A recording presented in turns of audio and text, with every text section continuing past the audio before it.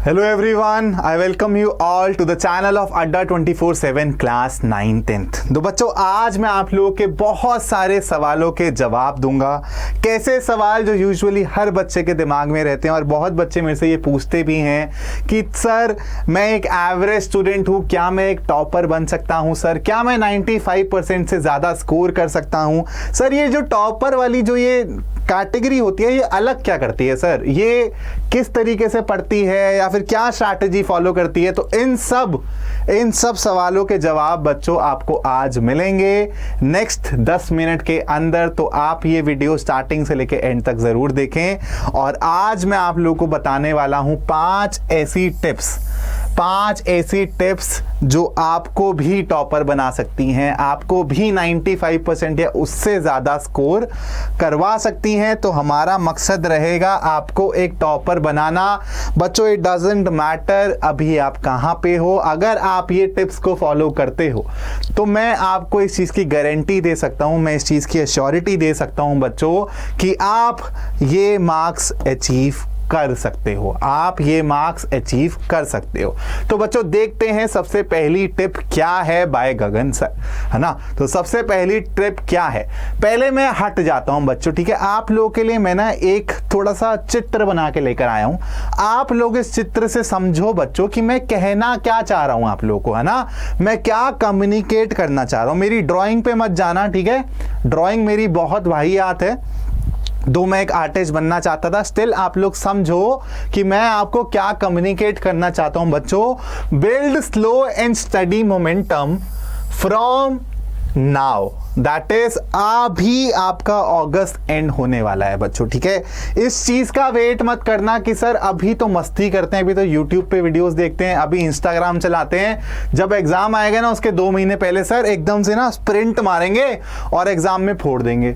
बच्चों ऐसा नहीं होता है। जो टॉपर बच्चा होता है बच्चों, वो स्टार्टिंग से ही रेगुलर एफर्ट मारता है और एंड में बस वो उस एफर्ट्स को और तेज कर देता है ना, अपनी स्पीड को और तेज कर देता है। तो बच्चों देखो मैंने क्या लिखा हुआ है, यहां पे हैं हम अभी, ठीक है, अगस्त में हैं और ये हो आप सब, ठीक है, ये हो आप सब, है ना।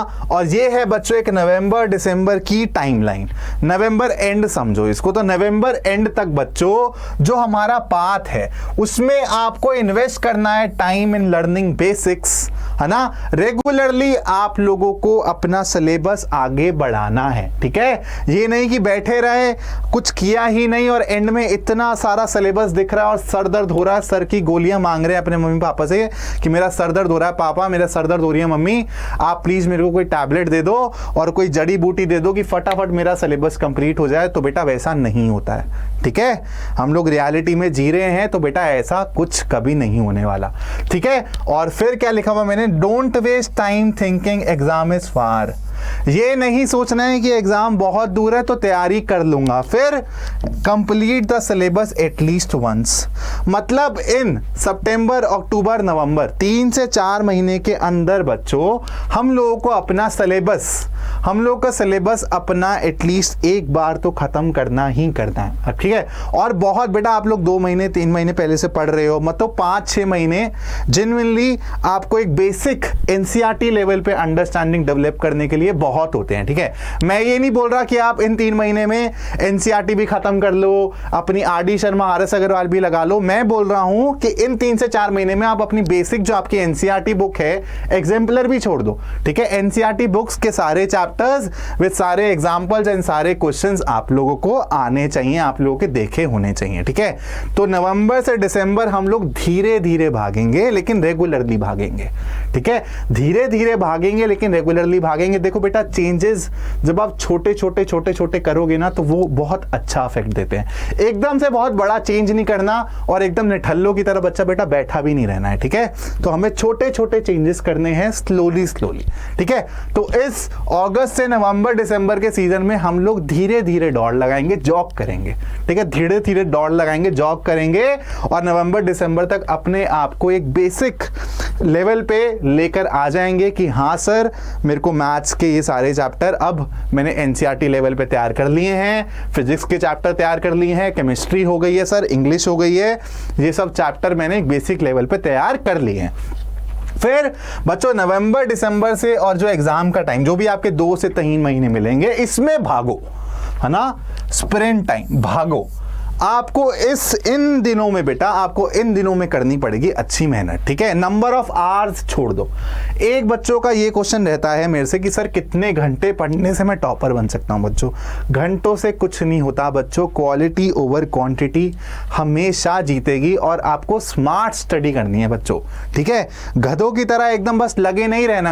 अब मैं आगे वाले पॉइंट्स में समझाऊंगा कि हम लोग यूजुअली एज अ स्टूडेंट बच्चों करते क्या है, हम लोग गलती क्या करते हैं मैं आपको वो भी बताऊंगा, है ना, जिसकी वजह से जो हमसे कम मेहनत कर रहा है वो हमसे आगे निकल जाता है और हम पीछे रह जाते हैं। मैं वो वाली मिस्टेक भी बताऊंगा। तो ये हो गया बच्चों मेरा पहला पॉइंट, पहली टिप कि build slow and study momentum from now, ठीक है। दूसरा पॉइंट, दूसरी टिप है बच्चों, making notes is very crucial and making all important and marking all important questions and key points for revision in end days. तो अभी से ही जैसे बच्चों आप चैप्टर बाय चैप्टर कवर कर रहे हो, है ना, यहां से पढ़ रहे हो आप लोग, है ना, रेगुलर आपके सेशंस हो रहे हैं। मान लो स्कूल से कुछ बच्चे स्कूल में पढ़ने के लिए जाते हो, जो कि एक्चुअली ट्रू नहीं है, स्कूल में पढ़ने के लिए कोई नहीं जाता, है ना। तो आपका जैसे भी आप जैसे पुरानी प्लेलिस्ट देख रहे हो, पुरानी वीडियोस देख रहे हो, तो बच्चों आपको सिर्फ देखना नहीं है, ठीक है, आपको नोट्स बनाने हैं। आप मान लो एनसीईआरटी बुक आपने खोली और डिसाइड किया कि भाई आज मैं ट्रिग्नोमेट्री पढ़ूंगा, है ना, आज मैं ट्रिग्नोमेट्री की थ्योरी पढ़ के उसके नोट्स बनाऊंगा। तो उसके नोट्स इस तरीके से बनाओ बेटा कि उसमें आपकी स्पेशल मार्किंग्स हो कि हाँ यार ये क्वेश्चन इंपॉर्टेंट है, जब ये कराया था गगन सर ने ना तो मैं फंसा था, या फिर ये क्वेश्चन जब प्रिंस सर ने कराया था तो मैं फंसा था, इस क्वेश्चन को स्टार मार्क कर देता हूं, इस क्वेश्चन को मैं टाइम टू टाइम जब देखता रहूंगा तो ये क्वेश्चन मेरे को कभी भी मुश्किल नहीं करेगा, मुश्किल क्रिएट नहीं करेगा मेरे लिए, है ना। तो बेटा नोट्स बहुत इंपॉर्टेंट है। ये है आपके नोट्स, ये हो आप, और आपके दिमाग में एंड में हमेशा ये सवाल आएगा, याद रखना, जब आप दिसंबर जनवरी में होगे ना कि सर मेरे को फटाफट ना सारा का सारा सिलेबस रिवाइज करना है तो मैं कैसे करूं। और जब आपके पास ये नोट्स नाम की चीज होगी ना बच्चों, आप लोगों के लिए राम बाण की तरह काम करेगी। अपने नोट्स उठाए, फटाफट देखे, एनसीईआरटी की बुक इतनी मोटी, आपके नोट्स इतने से, और वो भी कंसाइज्ड वे में, इंपॉर्टेंट क्वेश्चंस के साथ, इंपॉर्टेंट एग्जांपल्स के साथ, इन योर ओन लैंग्वेज, ठीक है। तो बच्चों अभी से ही नोट्स बनाना चालू कर दो, बहुत इंपॉर्टेंट है ये, आपको इसकी अहमियत एंड के मोमेंट में जरूर समझ आएगी। तो मेरी बात मानो और अभी से ही start making notes chapter wise, उसमें important questions, important concepts, important जो भी आपको लगता है यार इससे क्वेश्चन बनाया जा सकता है, या फिर ये topic board point of view से बहुत इंपॉर्टेंट है, उसको स्टार मार्क करके रख लो। तो चलो बच्चों अब बढ़ते हैं अपनी नेक्स्ट टिप की तरफ। बच्चों ये आपको ना कोई नहीं बताएगा, ठीक है, आपको बहुत सारी वीडियोस मिल जाएंगी कि कैसे स्कोर करें ज़्यादा, टॉपर कैसे बने, सब कैसे बने, सब कोई बच्चों वही बताता रहता है, टाइम मैनेजमेंट, स्केड्यूलिंग, है ना। ये अब यार मैं आप लोगों से पूछूंगा कि आपसे बोलूंगा कि चलो मेरे को 5, तो आप भी ना ये सब नाम दे दोगे कि टाइम टेबल बहुत ज़रूरी है, स्केड्यूल बहुत ज़रूरी है। हाँ है, लेकिन ये बहुत बेसिक चीज़ है बच्चों। अगर ये आप अभी तक नहीं कर रहे हो ना तो आप सिर्फ अपना नुकसान कर रहे हो और किसी का नुकसान नहीं कर रहे हो। तो आपको टाइम टेबल और स्केड्यूलिंग के साथ पढ़ना बहुत ज़रूरी है। जो मैंने बोला कि अगर आप ये बोलोगे कि सर मैं ज़्यादा मेहनत कर रहा हूँ और दूसरा इंसान, फलाना इंसान कम मेहनत कर रहा है लेकिन उसके ज़्यादा मार्क्स आ रहे हैं, तो बेटा वो ज़्यादा ऑर्गेनाइज्ड है, वो स्केड्यूल के साथ चलता है, वो एक टाइम टेबल को फॉलो करता है। आप नहीं करते हो। आप क्या करते हो, एक क्वेश्चन पकड़ते हो मैथ्स का, उसमें आप 1.5 घंटा दे देते हो। आपको लगता है एंड ऑफ द डे कि मैंने बहुत मेहनत करी है आज, लेकिन बेटा एक क्वेश्चन के पीछे इतनी मेहनत करी है आपने, उसको आपको डिवाइड करना चाहिए था टाइम स्लॉट में कि मैंने आज इसको 5 मिनट दिए, छोड़ दिया, नहीं हुआ छोड़ दिया, अगले दिन दोबारा 5 मिनट दूंगा, अगले दिन तीसरे दिन दोबारा 5 मिनट दूंगा, अलग अलग तरीके से सोचूंगा और शायद ये क्वेश्चन मेरे से बन जाएगा एंड में। लेकिन बच्चों 1.5 घंटा 2 घंटा अगर आप एक क्वेश्चन के पीछे सर मार रहे हो तो वो आपकी सबसे बड़ी गलती है। और वो आपको पीछे खींचेगी, क्योंकि बच्चों 1 घंटा 1.5 घंटा बहुत बड़ा टाइम होता है, उसमें आप और चैप्टर्स कवर कर सकते थे और प्रॉब्लम्स कवर कर सकते थे। तो हमेशा स्केड्यूल के साथ पढ़ो, ठीक है। मैंने क्या बोला बच्चों, अगर आप मल्टीपर्पस, अब कोई किसी भी एंटरप्रेन्योर को पकड़ लो, ठीक है, जो अपने मल्टी बिजनेसेस भी रन कर रहा है ना, वो आज भी जो 50 साल का है, 55 साल का है, करोड़पति है, अरबपति है बच्चों, आज भी वो ना सुबह उठ के सबसे पहले अपने ना स्केड्यूल देखते हैं वो, कि मेरे को 10 से 1 इस काम में देना है, 2 से 5 इस काम में देना है। बेटा नहीं हो सकता, स्केड्यूलिंग के बिना हम लोग जो ह्यूमंस हैं we can't work, this is the basic. तो आपको स्केड्यूलिंग के साथ ही पढ़ाई करनी है, रैंडमली पढ़ाई नहीं करनी है, ठीक है। अब मेरा तीसरा पॉइंट क्या कहता है, try the teach your peer method. अब कुछ बच्चे बोलेंगे सर पीयर क्या होता है। पीयर बच्चों जो आपके दोस्त लोग हैं, जो सेम क्लास में हैं, आपके स्कूल मेट्स, आपके कोचिंग मेट्स, या फिर जो भी आपके कजन्स हैं जो इस वक्त 10th क्लास में हैं, उनको आप बोलोगे अपने पीयर्स। तो बच्चा टीच योर पीयर मेथड है क्या, this is a brilliant way of brushing up and revising concepts. This will also develop your interest in the respective subjects.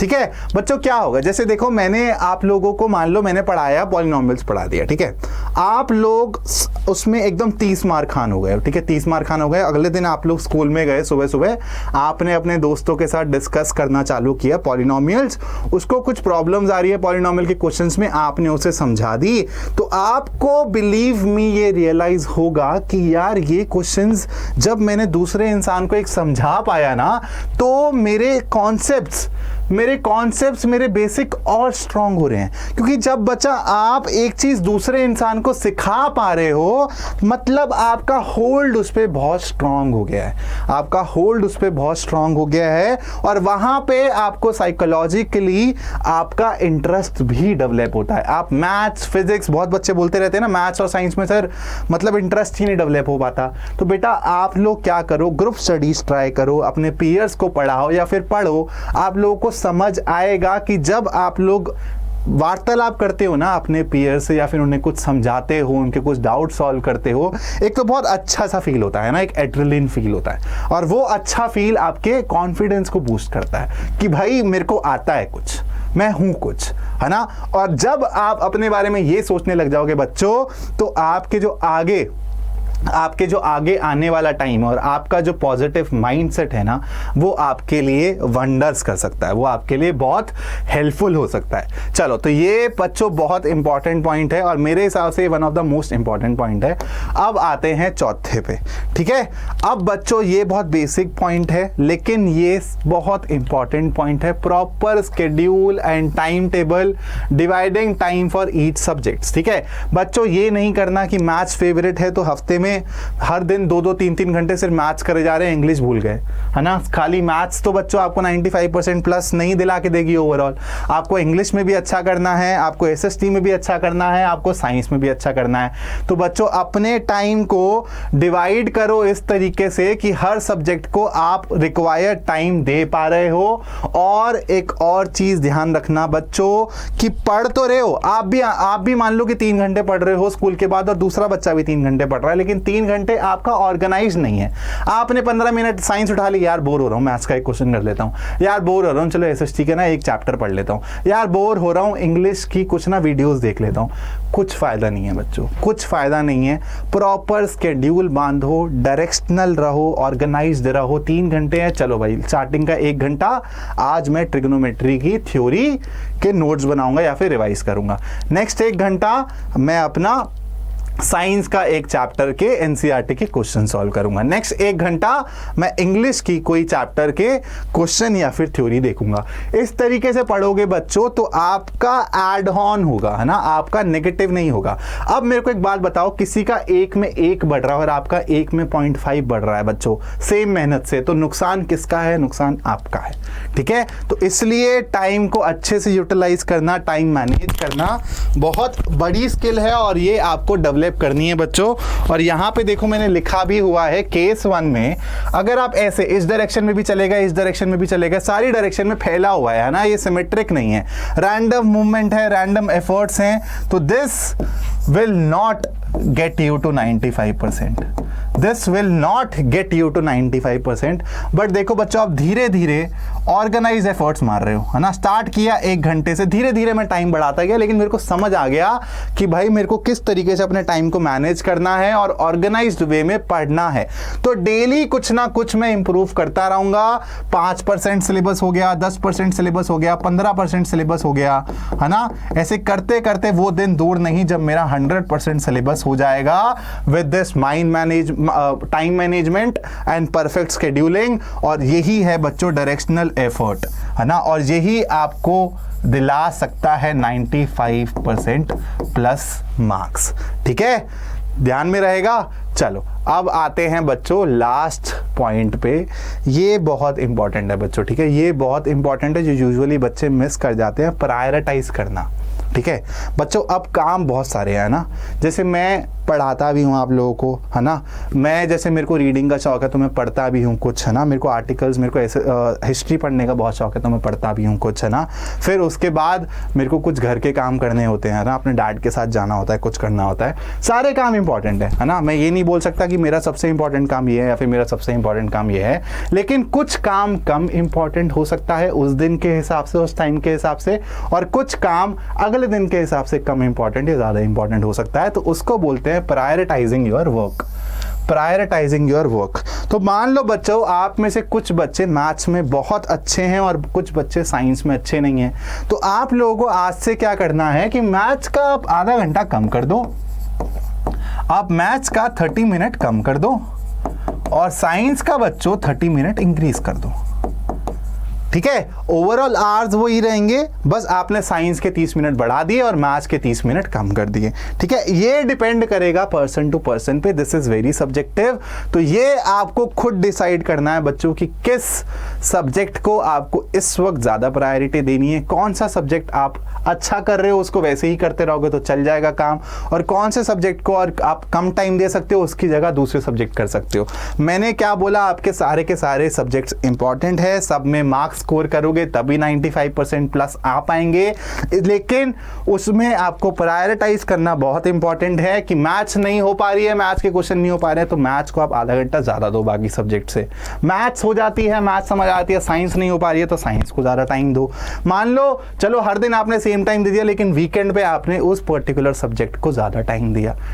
ठीक है, तो आपको सिमिलरली विद डिफिकल्ट टॉपिक्स, एक सब्जेक्ट में कुछ आपको डिफिकल्ट लग सकता है, कुछ आपको इजी लग सकता है। कुछ बच्चों को एपी इजी लगता है, कुछ बच्चों को एपी मुश्किल लगता है, तो उसके हिसाब से कुछ बच्चों को एपी के ज्यादा क्वेश्चंस करने पड़ेंगे, कुछ बच्चों को एपी के कम क्वेश्चंस करने पड़ेंगे। तो वो बहुत सब्जेक्टिव है, लेकिन आपको उसके हिसाब से प्लानिंग करनी पड़ेगी बच्चों।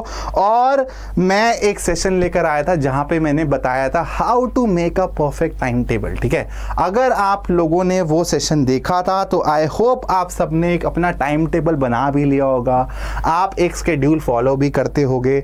लेकिन बच्चों, अगर अभी तक आप एक टाइम टेबल नहीं बना पाए हो, एक शेड्यूल नहीं फॉलो करते हो, ऑर्गेनाइज वे में नहीं पढ़ते हो, तो अभी भी देर नहीं हुई है।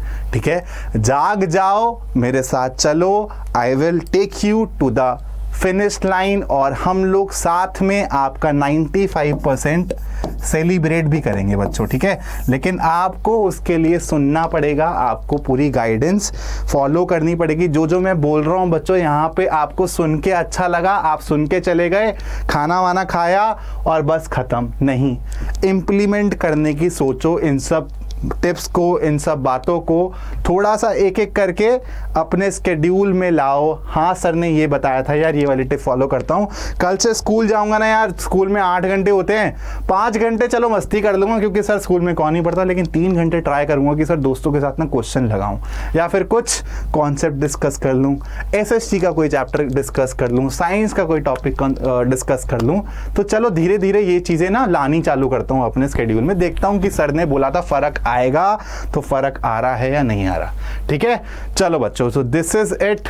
ये हैं आपकी 5 टिप्स, ठीक है, जो आप लोगों को फॉलो करनी है फॉर स्कोरिंग 95% और more in your upcoming board exams.